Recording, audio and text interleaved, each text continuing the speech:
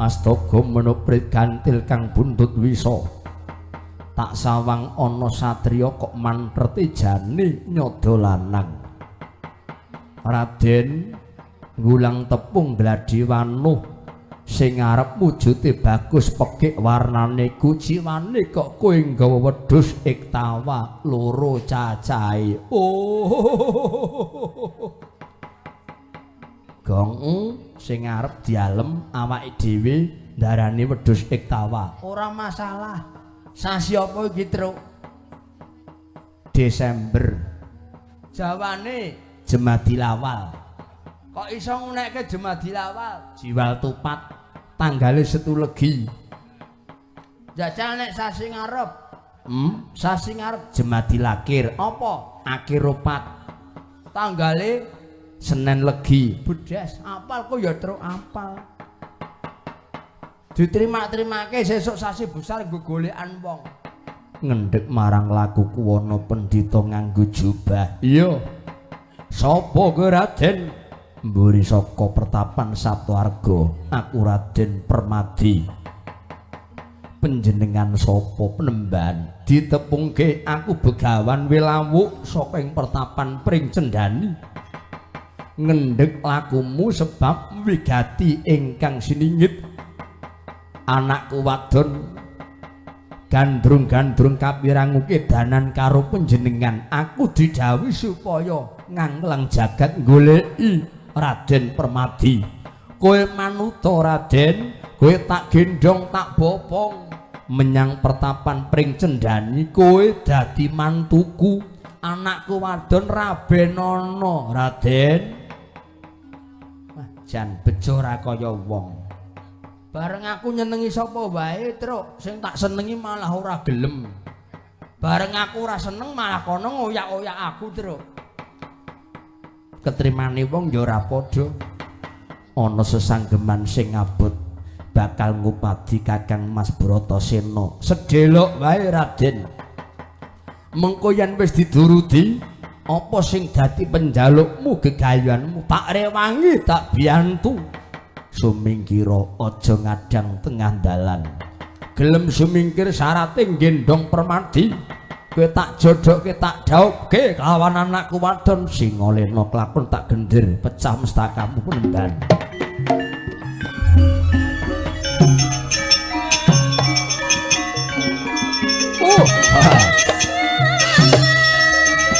Bos.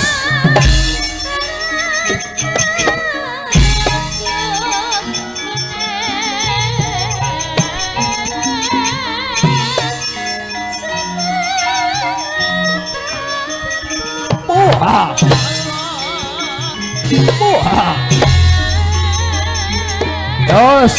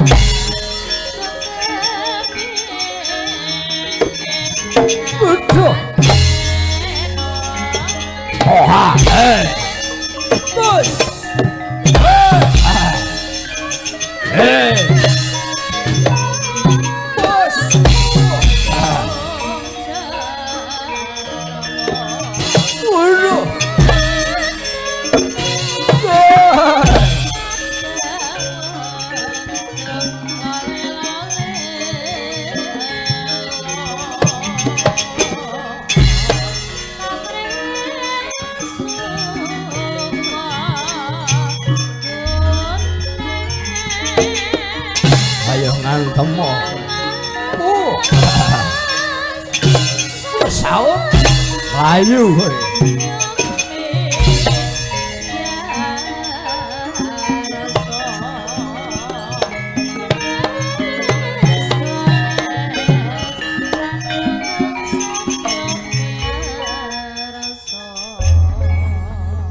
sampean kepengin cepet napa mboten? Iya Bagong. Nek pengin cepet disagui mawon mangke sing rabi kula. Sampean mung nyagui. Nanging wujude beda. Ampun kuwatir mangke kula tak ngampil sandangan wayang wong. Sing nganggo gelung kaya gelunge Ndara Permadi, nganggo kelat bau, nganggo somping. Sapa kowe? Kula Raden Permadi. Pokoke mangke kula tak mlebu teng salon men dandan jeblis kaya sampeyan. Aja melu-melu Bagong. Begawan Wilawuk sawacat moga tampani dadaku ngene Raden.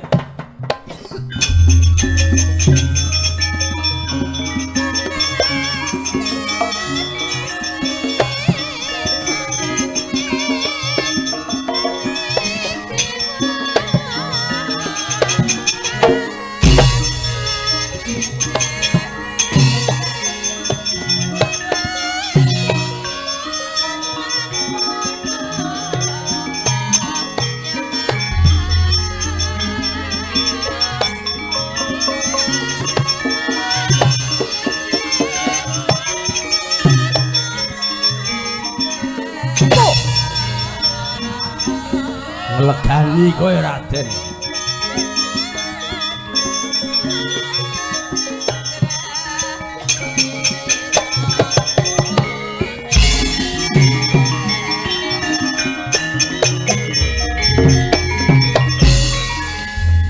Kene ora nganti sak kedheping netra njer babah ndepani lemak. Ponokawan Petruk lan kowe Bagong maragake waspadakno. Begawan Wilawuk kena pusakaku. Rening wis tumekaning Patihayu neruske lakon. Golek ya ana ngendi Kakang Mas Bratasena. Lena tak saut kowe.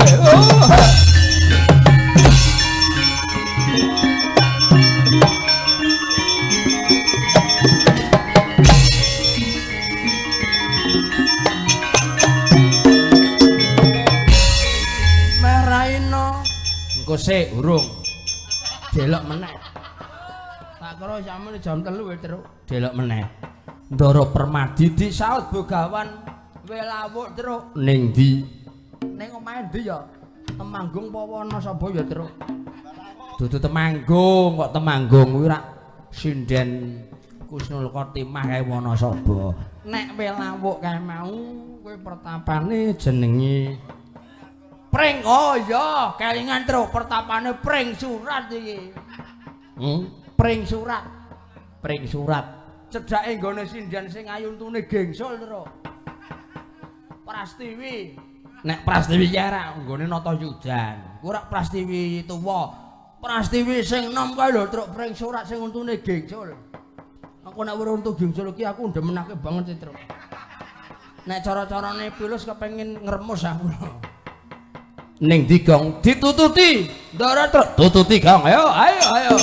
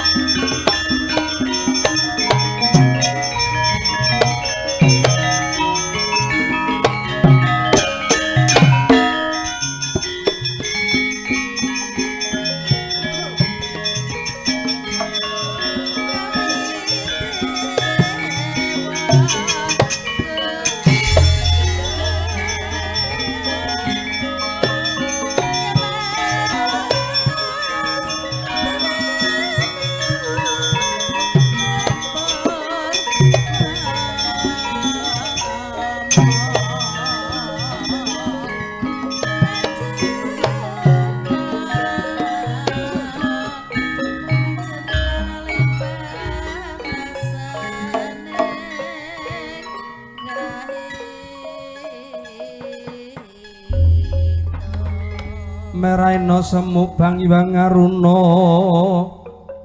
kadenetraning sari rapuh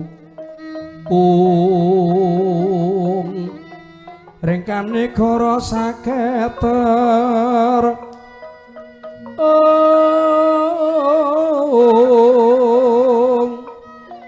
niki dunganing kong lir wuwu sing wini panca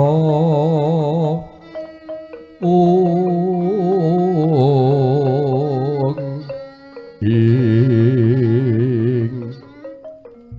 papetoke ngayamwana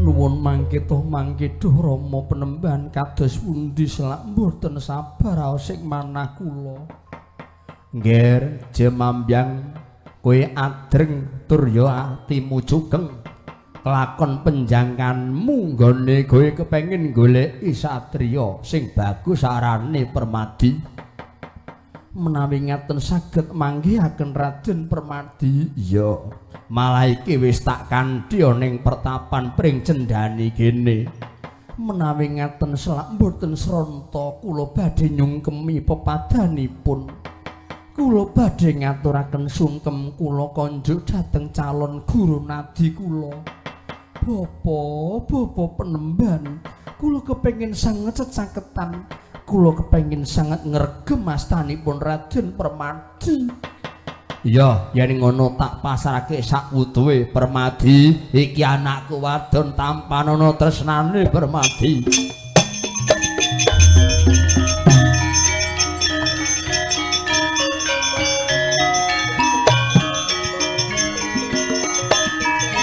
maju ngger maju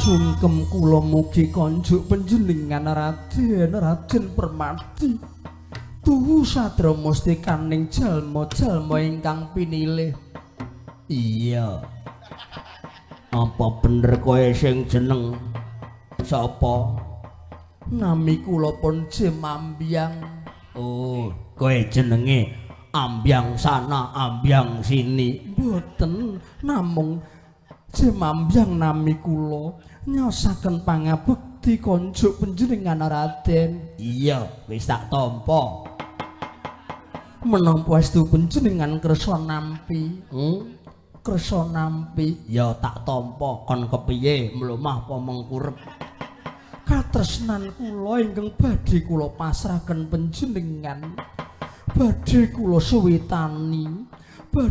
suwitani menapa panjenengan kuwawi nampi alah ya gelem banget wis saiki ning ndi ning kene apa ning kono Jemambyang sila ora sabar rasane ngatiku mbok ya mrene aku tak ngremet jariku kepeng ngremet nggonku iki wis tak selerekke remeten ya aku tak nggawuk nggonmu tak gawuke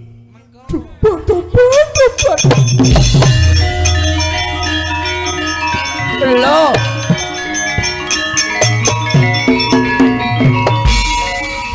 diapet aja mlayu diapet garwane wong akeh apa sebabe kowe catur netra karo pon kakang durung nganti kowe ngremet nggonku kok mlayu kedrawasan duh Bapa Penemban kula mboten purun dhaup kula mboten purun caket kaliyan Raden Permadi Bapa sebabe apa sebab Raden Permadi namung ngagem kolor boten kelambenan kula isin monggo wonten pasumpenan boten menika apike kaya ngono baguse kaya kae kok kowe ora gelem njur sing dikarepe kaya ngapa sing dipilih kaya ngapa wong genah oh pancen wong gemblung kowe wong sarahe wong ngomong kok mboten melek wong ngomong kok merem bareng sing maju wong liya bingung Permadi anakku tak pasrahke sak wuduhe mrene ya Permadi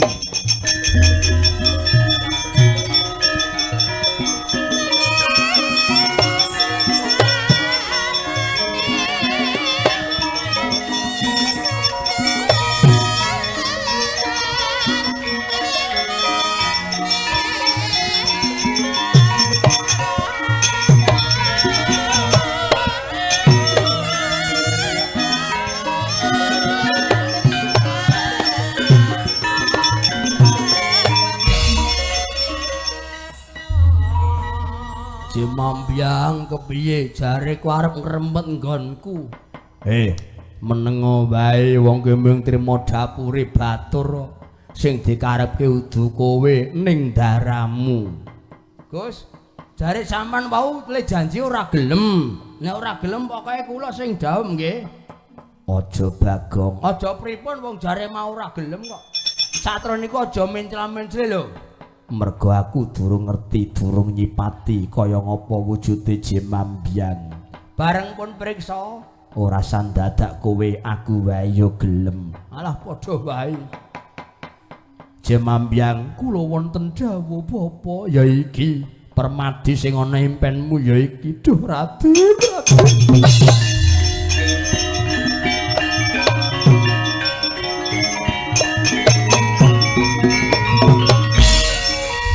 Tampa Jemambyang nggonmu kowe ngaturke bekti.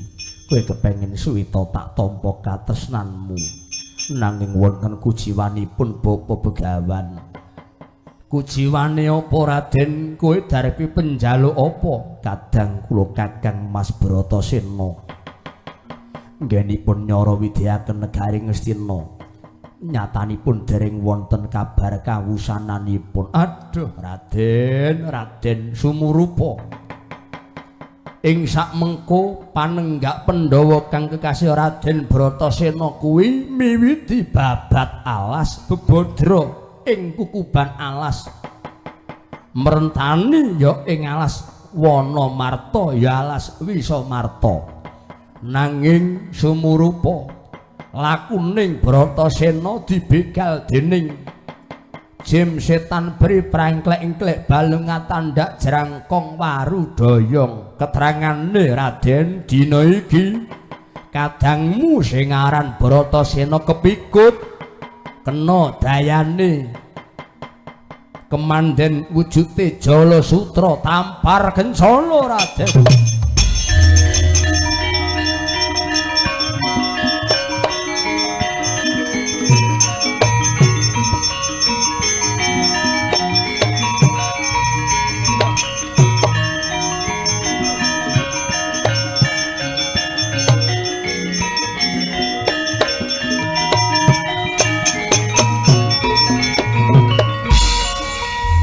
Menawi ngaten kula nyuwun pamit. Saperlu kula badhe ngwali bebandanipun Kang Mas Bratasena. Tangeh lamun kowe iso manjing ana ing kukuban alas Wanamarta. Laire wujude alas gung liwang-liwung. Dasare papane wingit. Papane mawa wisa. Ning sejatine kuwi kedaton sing nguwung, kedaton sing ngedangkrang. Mula kowe tak paringi sifat kandel wujuding pusaka telung perkara. Lenga pranawa ya lenga jayeng katon. Yen disipatke kowe bisa nyawang wujud berkasaan jim setan. Sing angka loro wujude watu timpuru. Yen kowe kepethuk bangsa kajiman tok sawat nganggo watu timpuru bakal lempoh ambruk nglumpruk. Sing angka 3 arane Oyot Bayura.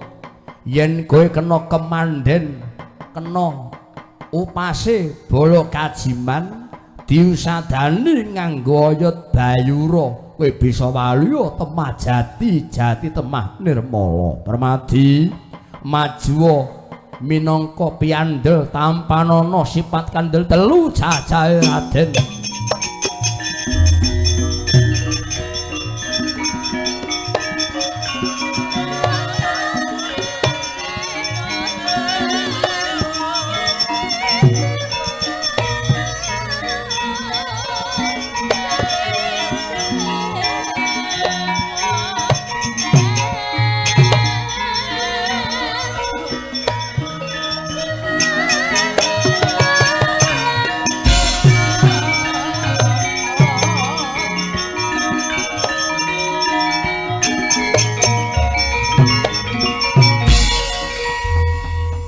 Samunipun kula nampi sifat kandel 3 cacahipun Rama Begawan Wilawa kula nyuwun pamit. Sing waspada ngati-ati pusaka iki tamakna mengko yen kepepet kepengkok ing Pancabaya ora bali njali inggih. Lan eling dieling muga-muga mengko bakal tinarbuka kamulyaning Pandhawa mapane ana ing alas Wanamarta ngrumi lampah nyuwun pamit. Sakbubare mengko aja lali karo bojomu Jemambyang nuwun inggih matur sendika.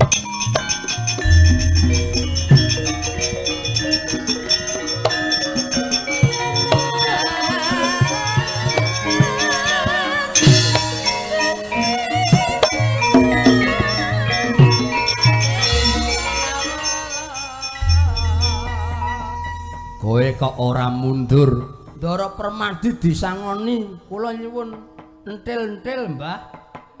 Njaluk entil-entil. Nggih sangu mlaku ngawat-awati Ndara. Iya, yen kowe butuh, kowe tak wenehi sifat kandilnya tampanana. Lho.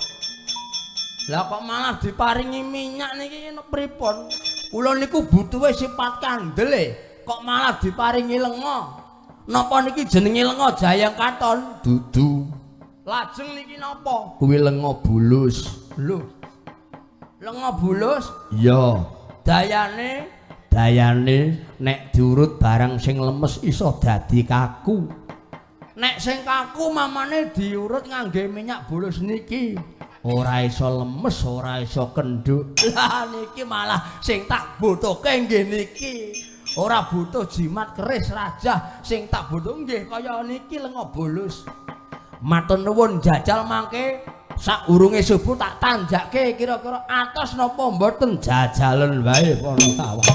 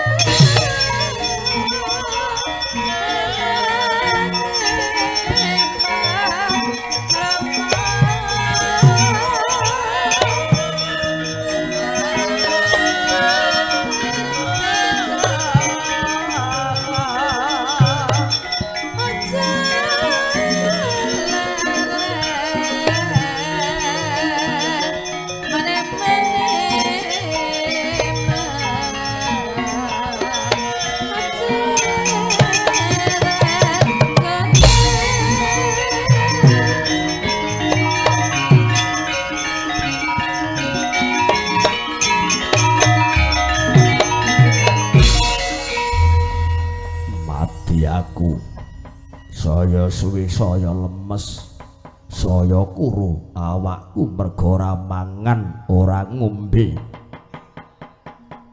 Batu-batu jagat Dewa Bendara lah kok ana sesambating satriya. Nanging aku ora bisa ndulu panjenengan sapa Raden, kowe sapa? Iki lah kok ana suarane bocah wadon tanpa kantha tanpa kanthi nekani ana papan kene. Ditepungke jenengku Dewi Arimbi. Panjenengan sapa Raden Bloko? Satriya saka ngendi panjenengan Raden? Mburi saka pertapan Saptawarga Panenggak Pandhawaku Bratasena. Aduh Raden.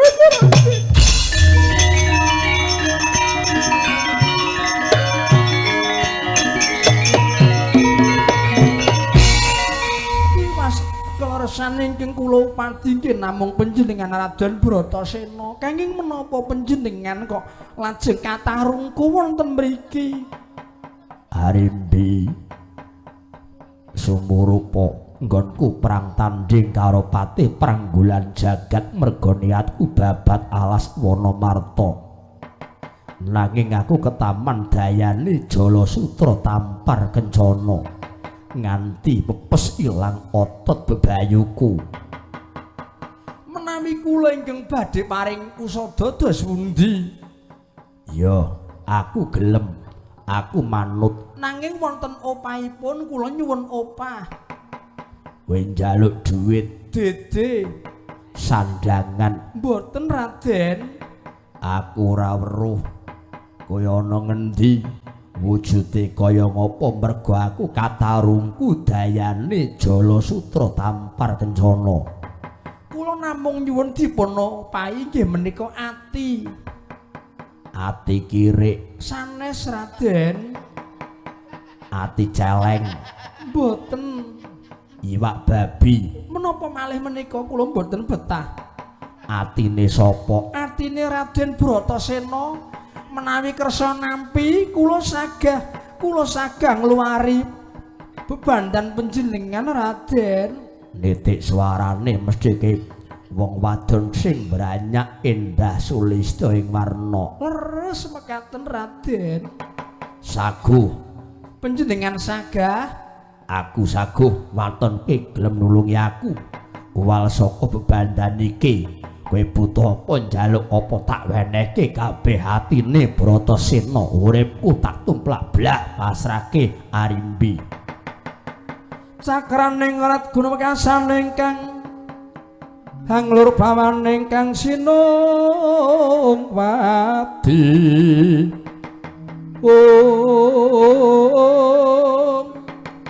Jagat nyokang kinarya momong.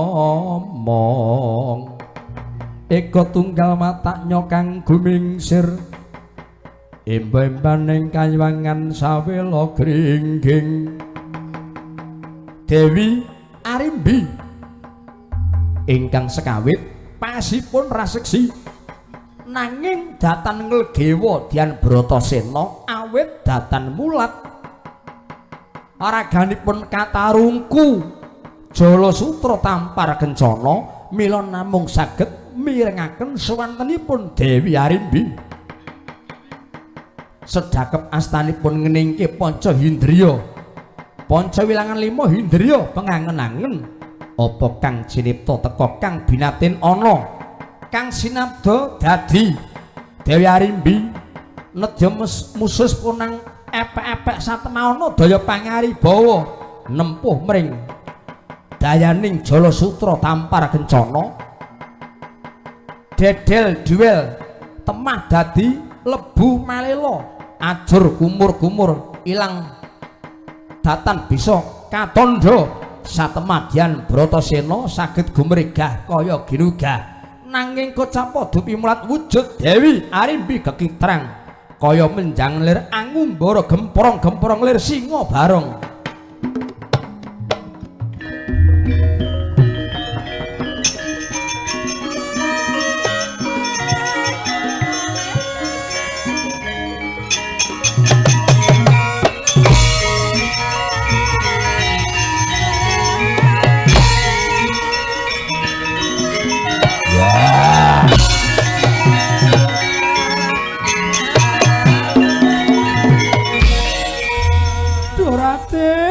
Panjenengan kados pundi Raden? Lah kok malah nilaraken kula.